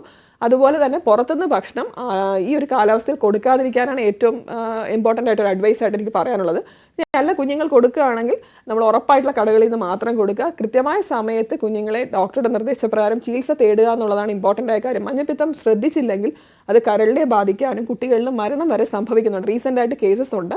അത് പ്രത്യേകിച്ച് മുതിർന്ന കുട്ടികളിലാണ് ഇപ്പോൾ ഉള്ള 2 കേസസ് അങ്ങനെ വളരെ മോശമായൊരു വാർത്തകൾ നമുക്ക് കേൾക്കേണ്ടി വന്നത്. അപ്പോൾ അങ്ങനെയുള്ളൊരവസ്ഥ വരാതിരിക്കണമെങ്കിൽ മഞ്ഞപ്പിത്തത്തിൻ്റെ ലക്ഷണങ്ങൾ കാണുന്ന ഒരു കുട്ടിയെ പെട്ടെന്ന് തന്നെ ചികിത്സ തേടുക എന്നുള്ളത് തന്നെയാണ് ഏറ്റവും ഇമ്പോർട്ടൻ്റ് ആയിട്ടുള്ള കാര്യം. ഈ വീട്ടിൽ ഒരാൾക്ക് മഞ്ഞപ്പിത്തം സ്ഥിരീകരിച്ചു കഴിഞ്ഞാൽ ബാക്കിയുള്ളവർ ശ്രദ്ധിക്കേണ്ട കാര്യങ്ങൾ അങ്ങനെയുണ്ടോ പ്രധാനമായും? തീർച്ചയായിട്ടും. കാരണം നേരത്തെ പറഞ്ഞല്ലോ, കണ്ടാമിനേറ്റഡ് വെള്ളവും ഫുഡുമാണ്, പക്ഷേ കോണ്ടാക്ട് വഴി സ്പ്രെഡ് ചെയ്യും. അപ്പോൾ അതുകൊണ്ട് ശ്രദ്ധിക്കുക. വീട്ടിലൊരാൾക്ക് മഞ്ഞപ്പിത്തം വന്നാൽ നമുക്ക് എന്ത് ചെയ്യാൻ പറ്റും എന്ന് പറഞ്ഞാൽ, മുതിർന്ന ആൾക്കാണ് മഞ്ഞപ്പിത്തം ഉള്ളതെങ്കിൽ കുട്ടികൾക്ക് വാക്സിനേഷൻ എടുക്കാൻ പറ്റും. അതായത് ഒരു 14 ദിവസത്തിനുള്ളിൽ തന്നെ കുഞ്ഞുങ്ങൾക്ക് ഹെപ്പറ്റൈറ്റിസ് എ വാക്സിൻ എടുക്കാം. വീട്ടിൽ ആർക്കെങ്കിലും ഹെപ്പറ്റൈറ്റിസ് എ ഡോക്ടർ പറയുകയാണ്, പ്രൂവൺ ആണെങ്കിൽ ഹെപ്പറ്റൈറ്റിസ് എയുടെ വാക്സിൻ നമുക്ക് എടുക്കാൻ പറ്റും. പക്ഷെ മറ്റ് ഹെപ്പറ്റൈറ്റിസ് ഇക്ക് വാക്സിൻ അവൈലബിൾ അല്ല. അപ്പോൾ ഹെപ്പറ്റൈറ്റിസ് എ ആണ് എന്ന് ഡോക്ടർ പറയുകയാണെങ്കിൽ ഹെപ്പറ്റൈറ്റിസ് എക്ക് വാക്സിൻ എടുക്കാൻ പറ്റും. പലരും ചോദിക്കുന്ന ചോദ്യം എന്ന് പറയുന്നത്, നേരത്തെ ഡോക്ടറെ ഞാൻ ഈ വാക്സിൻ എടുത്തിട്ടുണ്ട് കുഞ്ഞായിരുന്നപ്പം എന്ന് പറയും. പക്ഷെ അത് ഹെപ്പറ്റൈറ്റിസ് ബി വാക്സിനാണ്. ഹെപ്പറ്റൈറ്റിസ് ബി എന്ന് പറയുന്നത് നമ്മൾ BCGയുടെ ഒപ്പം നമ്മൾ എടുക്കുന്ന വാക്സിനാണ്. 1.5, 2.5, 3 മാസത്തിൽ നമ്മൾ ഈ വാക്സിൻ എടുക്കുന്നുണ്ട്. അത് നമ്മൾ രക്തത്തിൽ കൂടെ പകരുന്ന ഹെപ്പറ്റൈറ്റിസിനെതിരെയുള്ള വാക്സിനാണ് ഹെപ്പറ്റൈറ്റിസ് ബി എന്ന് പറയുന്നത്. പക്ഷേ ഹെപ്പറ്റൈറ്റിസ് എ എന്ന് പറയുന്നത് കണ്ടാമിനേറ്റഡ് ആയിട്ടുള്ള ഫുഡും വെള്ളത്തിൽ കൂടെ പകരുന്ന ഹെപ്പറ്റൈറ്റിസിനെതിരെയുള്ള വാക്സിനാണ്. അപ്പോൾ കൺഫ്യൂസ്ഡ് ആയിട്ട് പോയിട്ട് പലരും എടുക്കാതിരിക്കുന്ന പേരൻസ് ഉണ്ട്. അപ്പോൾ അങ്ങനെയല്ല, അത് അഡീഷണൽ വാക്സിൻ ആയിട്ടുള്ളതാണ്. സിംഗിൾ ഡോസ് വാക്സിനും ഉണ്ട്. അപ്പോൾ ഈ ഒരു സാഹചര്യത്തിൽ മഴക്കാലം വരുന്നതിൻ്റെ ഒരു ഏറ്റവും വലിയ പ്രശ്നം എന്ന് പറഞ്ഞാൽ ഭക്ഷ്യ സുരക്ഷയൊക്കെയാണ്. അപ്പോൾ കുഞ്ഞുങ്ങൾക്ക് ഭക്ഷണം വാങ്ങിച്ചു കൊടുക്കുമ്പോൾ ശ്രദ്ധിക്കുക. വാക്സിനേഷൻ എടുക്കാത്തവരുണ്ടെങ്കിൽ തീർച്ചയായിട്ടും വാക്സിൻ എടുക്കുക. വീട്ടിൽ ആർക്കെങ്കിലും വന്നാൽ നമ്മൾ മറ്റൊരു കാര്യം എന്ന് വെച്ചാൽ കൈകൾ വൃത്തിയായി കഴുകുക. കോണ്ടാക്ട് വരുന്ന സമയത്ത് നല്ലവണ്ണം എന്താ പറയുക, ഐസൊലേഷൻ ചെയ്യുക. അതുപോലെ തന്നെ കോണ്ടാക്ട് വരികയാണെങ്കിൽ കൈ നല്ലതായിട്ട് കഴുകുക. ഭക്ഷണം കഴിക്കുന്നതിന് മുമ്പ് കഴുകുക. ബാത്റൂമിൽ പോയ ശേഷം കൈ കഴുകിക്കുക. കുട്ടികൾ പലപ്പോഴും മറന്നു പോകും. ഒരു കോമൺ ടോയ്ലറ്റൊക്കെ ഷെയർ ചെയ്യുകയാണെങ്കിൽ അവർ കൈ കഴുകത്തില്ല. അപ്പോൾ അങ്ങനത്തെ ടോയ്ലറ്റ് ഉപയോഗിക്കാതിരിക്കുക. വീട്ടിൽ ഐസൊലേഷൻ ആണ് ഏറ്റവും നല്ലൊരു മാർഗം എന്ന് പറയുന്നത്. ഡോക്ടർ, വാക്സിനേഷനുകളെ കുറിച്ച് പറഞ്ഞപ്പോൾ ഈ സ്കൂൾ തുറക്കുന്നതിന് മുമ്പ് നമ്മൾ ശ്രദ്ധിക്കേണ്ട കാര്യങ്ങൾ, രക്ഷിതാക്കൾ ഉറപ്പുവരുത്തേണ്ട വാക്സിനുകൾ അതെന്തൊക്കെയായിരിക്കും? എല്ലാ വാക്സിനും എടുക്കണമെന്നേ ഞങ്ങൾ പറയുള്ളൂ. അതിൽ ഏറ്റവും ഇമ്പോർട്ടൻറ്റ് അഡീഷണൽ വാക്സിൻസിൽ മിസ് ചെയ്യാൻ പാടില്ലാത്ത ഈ കാലാവസ്ഥയിൽ ഫ്ലൂ വാക്സിനാണ്. ഇൻഫ്ലുവൻസയുടെ പ്രശ്നം അറിയാമല്ലോ. കാരണം വൈറൽ ന്യൂമോണിയ വന്നു കഴിഞ്ഞാൽ കുഞ്ഞുങ്ങൾ പെട്ടെന്ന് തന്നെ ഗുരുതരാവസ്ഥയിലോട്ട് എത്തും. കഫക്കെട്ട് കൂടി ICUലൊക്കെ എത്തുന്ന അവസ്ഥകളുണ്ട്. അപ്പോൾ അത് തടയാൻ പറ്റുന്ന ഒന്നാണ്. പ്രത്യേകിച്ചും ഈ അലർജി, ആസ്മയൊക്കെ ഉള്ള കുട്ടികൾക്ക് എന്നും ആൻറ്റിബയോട്ടിക്സും എന്നും ഇൻഫെക്ഷൻ വരികയും അതുപോലെ നെബുലൈസേഷൻ എടുക്കുക, ഹോസ്പിറ്റലിൽ പോവുക, അഡ്മിറ്റ് ആവുക, അതൊക്കെ നമുക്കൊരു പരിധി വരെ തടയാൻ പറ്റുന്ന ഒന്നാണ് ഫ്ലൂ വാക്സിൻ എന്ന് പറയുന്നത്. അപ്പോൾ കുട്ടികൾക്ക് സ്കൂൾ തുറക്കുന്നതിന് മുമ്പ് തന്നെ നമുക്ക് എടുക്കാൻ പറ്റും. 6 മാസത്തിന് മുകളിൽ പ്രായമുള്ള കുഞ്ഞുങ്ങൾക്ക് 2 ഡോസ് വാക്സിനാണ് ഉള്ളത്. അത് നമുക്ക് ഒരു 9 വയസ്സ് വരെ 2 ഡോസ്, 6 മാസത്തിന് മുകളിൽ. 9 വയസ്സിന് മുകളിൽ പ്രായമുള്ള കുട്ടികൾക്കാണെങ്കിൽ 1 ഡോസ്. അപ്പോൾ ഏത് കുട്ടിക്ക് എടുക്കണം എന്ന് ചോദിച്ചാൽ എല്ലാ കുട്ടികൾക്കും എടുക്കാവുന്നതേ ഉള്ളൂ. CDC റെക്കമെൻഡേഷൻ 5 ഇയേഴ്സ് വരെയാണ്. പക്ഷെ നമുക്ക് നമ്മുടെ കുട്ടികൾക്ക് എത്ര പ്രായം വരെ എടുക്കാം. മുതിർന്നവർക്കും എടുക്കാം. അലർജി, ആസ്മ ഇഷ്യൂസ് ഉള്ളവർക്ക് തീർച്ചയായിട്ടും എടുക്കുന്നതുകൊണ്ട് നല്ലത് തന്നെയാണ്. അതുപോലെ തന്നെ പ്രീടേം കുട്ടികൾ, മാസം തികയാതെ പ്രസവിച്ച കുഞ്ഞുങ്ങൾക്ക്, അതുപോലെ ഇമ്മ്യൂണിറ്റി കുറഞ്ഞ കുഞ്ഞുങ്ങൾക്ക്, ക്രോണിക് ആയിട്ട് അസുഖങ്ങളുള്ള ഡയബറ്റിസ്, കിഡ്നി, ലിവർ അസുഖമുള്ളവർ, പൊതുവെ പറഞ്ഞാൽ എല്ലാ കുട്ടികൾക്കും സ്കൂൾ തുറക്കുന്നതിന് മുമ്പ് ഫ്ലൂ വാക്സിൻ ഉറപ്പാക്കുക. അതുപോലെ തന്നെ രണ്ടാമത് ഇമ്പോർട്ടൻറ്റ്, ഈ ഒരു കൊതുക് വരുന്ന കാലാവസ്ഥയിൽ ജപ്പാൻ ജ്വരം, ജാപ്പനീസ് എൻസെഫലൈറ്റിസിന് വാക്സിൻ ഉണ്ട്. പലരും പ്രൈവറ്റ് സെക്ടറിൽ നിന്ന് വാക്സിൻ എടുക്കുന്നവർ മിസ് ചെയ്യാൻ സാധ്യതയുള്ള ഒരു വാക്സിനാണ് ജപ്പാൻ ജ്വരത്തിന്റെ വാക്സിൻ. നമ്മുടെ ട്രിവാൻഡ്രം, ആലപ്പുഴ ഡിസ്ട്രിക്റ്റുകളിൽ എൻഡമിക് ആണ് ഈ അസുഖം എന്ന് പറയുന്നത്. അതായത് പനി വരുന്നു, ഫിറ്റ്സ് വരുന്നു, കുഞ്ഞ് ഭയങ്കരമായിട്ട് സിക്കാവുന്നു, പിന്നെ ന്യൂറോളജിക്കൽ കോംപ്ലിക്കേഷൻസിലോട്ട് കുട്ടി പോകുന്നു. അത് പെർമനന്റ് ആയിട്ടൊരു അവസ്ഥയിലോട്ട് കുഞ്ഞ് പോകാനുള്ള സാധ്യതയുണ്ട്. അതായത് ഫിറ്റ്സ് വന്ന ശേഷം കുഞ്ഞിന് ചിലപ്പം ബിഹേവിയറൽ ചേഞ്ചസ് വന്നിട്ട് ഓൾട്ടേർഡ് സെൻസോറിയം, അതായത് ഓർമ്മക്കുറവ്, അങ്ങനത്തെ ഒരു അവസ്ഥ വന്നിട്ട് ഇത് റിക്കവർ ആയി കഴിഞ്ഞാലും കുഞ്ഞിന്റെ ന്യൂറോളജിക്കൽ ഇഷ്യൂസ് മാറാതെ വളരെ വേദനിപ്പിക്കുന്ന ഒരു അവസ്ഥയിലോട്ട് പോകുന്ന ഒരു അസുഖമാണ് ജപ്പാൻ ജ്വരം എന്ന് പറയുന്നത്. അപ്പോൾ നമുക്ക് തടയാൻ പറ്റും. ഗവൺമെന്റ് ഫ്രീ ആയിട്ട് കൊടുക്കുന്നുണ്ട്. പക്ഷെ പ്രൈവറ്റ് സെക്ടറിൽ എടുക്കുന്നവർ മറന്നു അല്ലെങ്കിൽ വിട്ടുപോകാനുള്ള സാധ്യതയുള്ള ഒരു വാക്സിനാണ് ജപ്പാൻ ജ്വരം. അപ്പോൾ അത് ഒറ്റ ഡോസ് വാക്സിൻ ഉണ്ട് പ്രൈവറ്റ് സെക്ടറിൽ. ഗവൺമെന്റ് സെക്ടറിൽ 2 ഡോസ് അത് എടുക്കുക. അതുപോലെ തന്നെ മറക്കാതെ എടുക്കേണ്ടതാണ് ഹെപ്പറ്റൈറ്റിസ് എ വാക്സിൻ. നേരത്തെ ഞാൻ പറഞ്ഞ വാക്സിൻ, അതായത് ഗവൺമെന്റിലുള്ള കുട്ടികൾക്ക് വിട്ടുപോകാൻ സാധ്യതയുള്ള ഒരു വാക്സിനാണ് ഹെപ്പറ്റൈറ്റിസ് എ. അത് 2 ഡോസ് ഉണ്ട്, 1 ഡോസും ഉള്ള വാക്സിൻ ഉണ്ട്. അത് 1 വയസ്സിന് മുകളിൽ നമുക്ക് എടുക്കാം. 1 വയസ്സ് തൊട്ട് കുഞ്ഞുങ്ങൾക്ക് തീർച്ചയായിട്ടും ഹെപ്പറ്റൈറ്റിസ് എയുടെ വാക്സിൻ എടുക്കാം. ഈ 3 വാക്സിനും മസ്റ്റായിട്ട് എടുക്കുക. ടൈഫോയിഡും എടുക്കേണ്ടത് തന്നെയാണ്. പക്ഷേ ഈ 3 വാക്സിൻ എങ്കിലും ഓർത്തിരുന്ന് എല്ലാവരും എടുക്കേണ്ടതാണ്. ഈ ഒരു കാലാവസ്ഥ എന്ന് പറയുന്നത് നമുക്ക് വളരെയധികം ശ്രദ്ധിക്കാൻ പറ്റും. തടയാൻ പറ്റുന്നത് വാക്സിനേഷനിൽ ഒരു പരിധി വരെ പറ്റും. ഡോക്ടർ, ഈ പനി വരുമ്പോൾ അല്ലെങ്കിൽ എന്തെങ്കിലുമൊക്കെ അസുഖങ്ങളുടെ ഭാഗമായിട്ടൊക്കെ ഈ വയറിളക്ക രോഗങ്ങൾ എപ്പോഴും നമ്മൾ വരാറുണ്ട്. അതിൽ ഏറ്റവും പ്രശ്നം എന്ന് പറഞ്ഞാൽ ക്ഷീണമായി പോകും കുഞ്ഞുങ്ങൾക്ക് എന്നുള്ളതാണ്. പ്രത്യേകിച്ച് വയറിളക്കവും ഛർദിലും ഒക്കെ വന്നു കഴിഞ്ഞാൽ. ഈ ഡോക്ടർ പറഞ്ഞ പോലെ ഇപ്പൊ അവധി ദിവസങ്ങളായതുകൊണ്ട് തന്നെ ഫുഡൊക്കെ പുറത്തുനിന്ന് വേണമെന്ന് നിർബന്ധിക്കുന്ന ഒരുപാട് കുഞ്ഞുങ്ങളുണ്ടാകും. നമ്മൾ വാങ്ങിച്ചു കൊടുക്കേണ്ടിയും വരും. അപ്പോൾ ഈ ഭക്ഷ്യവിഷബാധ അടക്കമുള്ള കാര്യങ്ങളുണ്ട്. വയറിളക്ക രോഗങ്ങൾ എങ്ങനെയാണ് നമ്മൾ പ്രതിരോധിക്കേണ്ടത്? വന്നു കഴിഞ്ഞാൽ എന്തൊക്കെ കാര്യങ്ങളാണ് ശ്രദ്ധിക്കേണ്ടത്? കുഞ്ഞൊന്ന് വയറിളകി ഉടനെ എല്ലാവർക്കും പേടി, അത് കോളറയാണോ വേറെ വല്ലതാണോ എന്നൊക്കെ അമ്മമാർ ചോദിക്കാറുണ്ട്. കോളറയുടെ കേസസ് നമുക്ക് കേരളത്തിൽ 1-2 എണ്ണം വന്ന ശേഷമാണ് എല്ലാവർക്കും ഈ പേടിയുള്ളത്. ടെസ്റ്റ് ചെയ്യണമെന്ന് ചോദിക്കാറുണ്ട് പലരും. ഒരു വയറിളക്കത്തിന് പേടിക്കണ്ട. പക്ഷെ വയറിളക്കത്തിന് പേടിക്കണമെന്ന് ചോദിച്ചാൽ തീർച്ചയായിട്ടും പേടിക്കണം. എപ്പോഴാണ്? കുഞ്ഞ് തുടർച്ചയായിട്ട് വയറിളകുന്നു. ചെറിയ കുട്ടികൾക്ക്, നേരത്തെ പറഞ്ഞതുപോലെ 1 വയസ്സ് താഴെയുള്ള കുട്ടികളാണെങ്കിൽ തീർച്ചയായിട്ടും കൂടുതൽ ശ്രദ്ധ വേണം. കുഞ്ഞ് ഒരു വയറിളക്കമല്ല, തുടർച്ചയായിട്ട് 1, 2, 3 എന്ന് പറഞ്ഞ് 1 മണിക്കൂറിൽ തന്നെ ഒരു 3 തവണയെങ്കിലും പോകുന്നു. അതുപോലെ തുടർച്ചയായി വയറിളകുന്നു. കുഞ്ഞ് അമിത ക്ഷീണത്തിലാവുന്നു, ഒന്നും കഴിക്കുന്നില്ല, കിടപ്പാണ്, കളിക്കുന്നില്ല. ആ ഒരു അവസ്ഥ എന്ന് പറയുന്നത്. അതുപോലെ യൂറിൻ്റെ അളവ് കുറയുന്നു. ഇതെല്ലാം കാണിക്കുന്ന കുഞ്ഞിന് നിർജ്ജലീകരണം, ഡീഹൈഡ്രേഷൻ ഉണ്ടെന്നാണ്. അപ്പോൾ അങ്ങനെ ഒരു അവസ്ഥയിലാണ് കുഞ്ഞെങ്കിൽ തീർച്ചയായിട്ടും ഡോക്ടറെ കണ്ട് പരിശോധന ആവശ്യമാണ്. അപ്പോൾ പലരും ചോദിക്കാറുണ്ട്, എന്തെങ്കിലും ഒരു മെഡിസിൻ കഴിച്ചാൽ പോരെ, അത് ഉടനെ ഡോക്ടറെ കാണിക്കണ്ടല്ലോ എന്ന്. അങ്ങനെയല്ല. ഈ കാണുന്ന രോഗലക്ഷണങ്ങൾ കാണുകയാണെങ്കിൽ തീർച്ചയായും കാണണം. BP നോക്കണം. BP തീർച്ചയായിട്ടും ചെക്ക് ചെയ്യേണ്ട ഒരു കാര്യമാണ്. കാരണം പലപ്പോഴും ചെറിയ കുട്ടികളുടെ ബ്ലഡ് പ്രഷർ തളർന്നു കിടക്കുന്ന കുഞ്ഞുങ്ങളെ ചെക്ക് ചെയ്താൽ മാത്രമേ നമുക്ക് മനസ്സിലാവുകയുള്ളൂ. അപ്പം കൈകാൽ തണുത്തിരിക്കുന്നു, യൂറിൻ്റെ അളവ് കുറവാണ്, കിടക്കുകയാണ് കുഞ്ഞ്, 1 മണിക്കൂറിൽ തന്നെ ഒരു 3 തവണയിൽ കൂടുന്ന രോഗിയുടെ ബ്ലഡ് പ്രഷർ, ഹാർട്ട് റേറ്റ് എല്ലാം ചെക്ക് ചെയ്ത്, ഡീഹൈഡ്രേറ്റഡ് ആണെങ്കിൽ IV ഫ്ലൂയിഡ് ആവശ്യമാണ്. ഓറൽ ഇൻടേക്ക് കുറവാണെങ്കിൽ, ഇനി കുടിക്കുന്ന കുഞ്ഞാണെങ്കിൽ ORS ലൈനി വീട്ടിൽ തന്നെ കൊടുക്കാവുന്നതാണ്. എല്ലാ പേരൻസും അറിഞ്ഞിരിക്കേണ്ട കാര്യം, വീട്ടിൽ തന്നെ നമുക്ക് ആദ്യത്തെ ചികിത്സ ആരംഭിക്കാം. അതാണ് ORS ലൈനി എന്ന് പറയുന്നത്. വീട്ടിൽ ORS ഉണ്ടെങ്കിൽ കൊടുക്കാം. അല്ലെങ്കിൽ വീട്ടിൽ തന്നെ ഹോം മെയ്ഡ് ORS നമുക്ക് ഉണ്ടാക്കി കൊടുക്കാൻ പറ്റും. 1 ലിറ്റർ തിളപ്പിച്ചാറിയ വെള്ളത്തിൽ 8 ടീസ്പൂൺ പഞ്ചസാരയും 1 ടീസ്പൂൺ ഉപ്പും ഇട്ടിട്ട് അപ്പോൾ തന്നെ നമുക്ക് തിളപ്പിച്ചാറിയ വെള്ളത്തിൽ കലക്കി കൊടുക്കാവുന്നതാണ്. അപ്പോൾ ഇത് നമുക്ക് ഹോം മെയ്ഡ് ORS എന്ന് പറയും. ഇനി അല്ല, നിങ്ങൾക്ക് വാങ്ങിക്കാൻ പറ്റുമെങ്കിൽ WHO ORS തന്നെ വാങ്ങിക്കണം. പലപ്പോഴും ഇതേ പേരിൽ ORS എന്നൊക്കെ പേരിൽ പല ബ്രാൻഡ്സും അവൈലബിൾ ആണ്. അങ്ങനെയല്ല, കമ്പനി ORS നോക്കി തന്നെ WHO എന്ന പേര് നോക്കി കുഞ്ഞുങ്ങൾക്ക് വാങ്ങിച്ചു കൊടുക്കുക. അത് നമുക്ക് കുഞ്ഞുങ്ങൾക്ക് കൊടുക്കുന്നതനുസരിച്ച് ക്ഷീണം മാറും. കുറയാൻ നിൽക്കുകയാണെങ്കിൽ തീർച്ചയായിട്ടും ഡോക്ടറെ കാണുകയും പരിശോധിക്കുകയും അതിന് മറ്റ് ടെസ്റ്റുകൾ ആവശ്യമെങ്കിൽ കൾച്ചർ ചെയ്ത് ബ്ലഡൊക്കെ കാണുകയാണെങ്കിൽ ആൻറ്റിബയോട്ടിക്സ് ചിലപ്പോൾ ആവശ്യമായി വരും.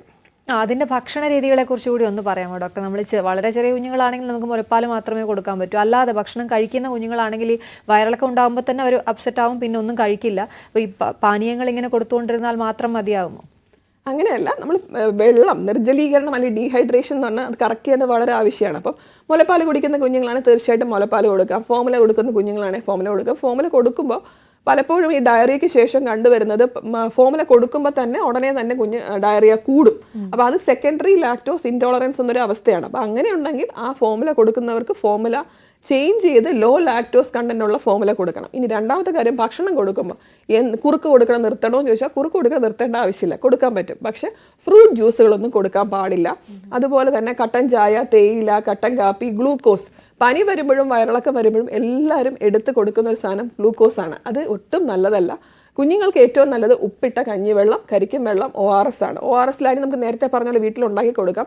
ഉപ്പും മധുരവും കൂടെ ചെല്ലുമ്പോഴാണ് ക്ഷീണം കുറയുക. മധുരം ഒരുപാട് ചെല്ലുമ്പോൾ നമ്മുടെ ശരീരത്തിൽ ക്ഷീണം കൂടുകയാണ് ചെയ്യുക, ഒരുപാട് നിർജ്ജലീകരണം കൂടാനുള്ള സാധ്യതയാണുള്ളത്. അപ്പം അങ്ങനെ ചെയ്യാതിരിക്കുക. കട്ടൻ ചായ കൊടുക്കുക, കുഞ്ഞുങ്ങൾ വൊമിറ്റ് ചെയ്യും. അപ്പം പലരും കുഞ്ഞ് വൊമിറ്റ് ചെയ്യുമ്പോൾ പേടിച്ച് പിന്നെ ഭക്ഷണം കൊടുക്കാതിരിക്കും. അങ്ങനെയും ചെയ്യരുത്. ആവി പുഴുങ്ങിയ എല്ലാ ഭക്ഷണം കൊടുക്കാം. ഇഡ്ഡലി, ദോശ, ഇടിയപ്പം, അതൊക്കെ നല്ലത് തന്നെയാണ്. പൊടിയരിക്കഞ്ഞി, അപ്പം അങ്ങനെയുള്ള ഭക്ഷണങ്ങൾ കൊടുക്കുക. പിന്നെ ബ്രെഡ്, അപ്പം മുതലായവ കഴിക്കുമ്പോൾ ചിലപ്പോൾ കുട്ടികൾ ഛർദ്ദിക്കാനുള്ള സാധ്യതയുണ്ടാണ്. പുളിച്ച് ഫെർമെൻറ്റ് ചെയ്ത പ്രോഡക്ട്സ് എല്ലാം തന്നെ ഛർദ്ദിക്കാനുള്ള സാധ്യതയുണ്ട്. അത് കൊടുത്തു നോക്കുക, തീർച്ചയായും അവോയ്ഡ് ചെയ്യേണ്ടത് തന്നെയാണ്. ORS ലായനിയുടെ ഇടയിലുള്ള സമയം എത്രയാണ് ഡോക്ടർ? ഒരു തവണ കൊടുത്തു കഴിഞ്ഞാൽ നമ്മൾ എത്ര സമയം കഴിഞ്ഞിട്ടാണ്? അങ്ങനെയുണ്ടോ? കുട്ടി കുടിക്കുമെങ്കിൽ എത്ര വേണേൽ കൊടുക്കാം. പക്ഷെ ചെറിയ കുട്ടികൾക്ക്, നമ്മുടെ ഒരു കുഞ്ഞു കുട്ടിക്ക് നമ്മൾ കൊടുക്കേണ്ട രീതി എന്ന് പറയുന്നത് ഓരോ തവണ മലം പോകുമ്പോഴാണ്. അതായത് ഒന്ന് വയറിളകുമ്പോൾ നമുക്കൊരു ഗ്ലാസ്സിൽ ORS എടുത്തിട്ട് സ്പൂണിൽ കോരി കൊടുക്കുക. പലരും കുപ്പിയിലെടുത്ത് കൊടുക്കാറുണ്ട്. അങ്ങനെ ചെയ്യാതിരിക്കണം. ഓൾറെഡി നമ്മൾ കുപ്പിപ്പാൽ കൊടുക്കുകയാണെങ്കിൽ ഫുഡ് പോയ്സണിങ്, ഭക്ഷ്യവിഷബാധ വരുന്നതിന് സാധ്യത കൂടുതലാണ്. കാരണം നമുക്ക് കണ്ടാമിനേഷൻ ആണുള്ള സാധ്യത ഏറ്റവും കൂടുതൽ ബോട്ടിൽ പ്രോപ്പർലി സ്റ്റെറിലൈസ് ചെയ്തില്ലെങ്കിലാണ്. അപ്പം അങ്ങനെയുള്ള അവസ്ഥയിൽ ഓൾറെഡി കുഞ്ഞിന് വയറിളക്കം ഉണ്ടായിരിക്കും. അപ്പോൾ നമ്മൾ കുപ്പിയിലെടുത്ത് കൊടുക്കുമ്പോൾ അത് കൂടാനുള്ള സാധ്യതയാണുള്ളത്. പിന്നെ കുഞ്ഞ് തീരെ കുടിക്കുന്നില്ലെങ്കിൽ നമുക്ക് സാഹചര്യം അനുസരിച്ച് കൊടുക്കാം എന്നേ പറയാൻ പറ്റൂ. ഏറ്റവും നല്ലത് ഗ്ലാസ്സിൽ കൊടുക്കുക, സ്പൂണിൽ കോരി കൊടുക്കുക. തീർച്ചയായിട്ടും. അവസാനിപ്പിക്കുന്നതിന് മുമ്പ് എലിപ്പനിയുടെ കാര്യങ്ങൾ കൂടി, എലിപ്പനിയുടെ സാധ്യത കുഞ്ഞുങ്ങളിൽ എത്രത്തോളമാണ്, എന്തൊക്കെയാണ് നമ്മൾ ശ്രദ്ധിക്കേണ്ടത്? എലിപ്പനി നമ്മൾ കഴിഞ്ഞ കുറച്ച് നാൾക്ക് മുമ്പ് ഒരു വാർത്ത കേട്ടു അല്ലേ? പലപ്പോഴും കുട്ടികളുടെ പ്രശ്നം, ഇവർ പുറത്ത് കളിക്കാൻ പോവും. അപ്പോൾ കളിച്ചിട്ട് വരുമ്പോൾ കാലിൽ മുറിവോ ഒക്കെ ഉണ്ടെങ്കിൽ, എവിടെയെങ്കിലും അഴുക്ക് വെള്ളത്തിൽ ചവിട്ടുകയാണെങ്കിൽ ആ ഒരു വെള്ളത്തിൽ എലിയുടെ മൂത്രമോ അല്ലെങ്കിൽ സ്രവങ്ങളോ പറ്റിയിട്ടുണ്ടെങ്കിൽ തീർച്ചയായും കുഞ്ഞുങ്ങളായാലും മുതിർന്നവരാണെങ്കിലും നമുക്ക് ഇൻഫെക്ഷൻ കിട്ടാനുള്ള സാധ്യതയുണ്ട്. അപ്പോൾ പുറത്ത് കളിക്കാൻ പോകുന്ന കുഞ്ഞുങ്ങളാണ്. ഇനി മഴ വരുന്നു, നമ്മൾ ഏറ്റവും പേടിക്കേണ്ടത് എന്തിനെയാണ്? വെള്ളക്കെട്ടിനെയാണ്. അപ്പോൾ വെള്ളക്കെട്ടിൽ നമ്മൾ ഇറങ്ങേണ്ട ഒരു സാഹചര്യം വരികയാണെങ്കിൽ തീർച്ചയായിട്ടും ഈ ഹിസ്റ്ററി നിങ്ങൾ ഡോക്ടറോട് പറയണം. കാരണം നമുക്ക് പലപ്പോഴും ആസ് എ ഡോക്ടർ പറയുകയാണെങ്കിൽ, നമ്മൾ ഒരു രോഗി നമ്മളോട് ഹിസ്റ്ററി പറയുമ്പോഴാണ് നമുക്കത് കുറച്ചും കൂടി എളുപ്പത്തിൽ ഡയഗ്നോസ് ചെയ്യാൻ പറയാം. അപ്പോൾ സാഹചര്യം പലരും ചോദിക്കും, ട്രാവൽ ഹിസ്റ്ററി ഉണ്ടോ? അതുപോലെ തന്നെ വെള്ളക്കെട്ടിൽ ഇറങ്ങുന്ന ഹിസ്റ്ററി ഉണ്ടെങ്കിൽ അത് പറയണം. ഇനി വെള്ളക്കെട്ടിലല്ല, കുട്ടികൾ നടന്നു വരുമ്പോൾ മുറിവ് അങ്ങനെ ചവിട്ടുകയാണെങ്കിൽ അത് തീർച്ചയായിട്ടും പറയുക. മുറിവുണ്ടെങ്കിൽ അതിന് പ്രിവെന്റീവ് മെഡിസിൻസ് ഉണ്ട്. പനി തുടങ്ങുകയാണെങ്കിൽ തീർച്ചയായിട്ടും ഇതൊരു ടെസ്റ്റ് ചെയ്ത് നോക്കേണ്ട ആവശ്യമുണ്ട്, എലിപ്പനിയുടെ ടെസ്റ്റ്. ഈ ലക്ഷണങ്ങൾ എന്ന് പറയുന്നത് ഏതൊരു മഞ്ഞപ്പിത്തവും അല്ലെങ്കിൽ ഒരു വൈറൽ ഹെപ്പറ്റൈറ്റിസിന്റെ ഒക്കെ ലക്ഷണങ്ങളുമായിട്ട് സാമ്യം തോന്നുമെങ്കിലും കടുത്ത സന്ധിവേദന, കണ്ണിന് ചുവപ്പ്, കൈകാൽ വേദന, കണ്ണിന് തലവേദന, അതുപോലെ കടുത്ത പനി, അതൊക്കെയാണ്. അതുപോലെ മഞ്ഞപ്പിത്തം വരാം. അപ്പോൾ ഇതിന് ലക്ഷണങ്ങൾ കണ്ടു തുടങ്ങുമ്പോൾ നമ്മളിങ്ങനെ ഒരു ഹിസ്റ്ററി ഉണ്ടെങ്കിൽ തീർച്ചയായിട്ടും എലിപ്പനിയുടെ ടെസ്റ്റ് ചെയ്ത് നോക്കേണ്ടത് ആവശ്യമാണ്. ശരി, താങ്ക് യു ഡോക്ടർ. എന്തായാലും സ്വയം ചികിത്സ ഒഴിവാക്കണം എന്നുള്ളത് തന്നെയാണ് നമ്മുടെ ഒരു ഓവറോൾ പറയുകയാണെങ്കിൽ, കുഞ്ഞുങ്ങളിൽ പ്രത്യേകിച്ച്. താങ്ക് യു ഡോക്ടർ, ഞങ്ങൾക്ക് അതിഥിയായി എത്തിയതിനും ഇത്രയും കാര്യങ്ങൾ പറഞ്ഞു തന്നതിന്. ന്യൂസ് 3 പൂർണ്ണമാവുകയാണ്. മറ്റൊരു അതിഥിയുമായി വീണ്ടും കാണാം. നമസ്കാരം.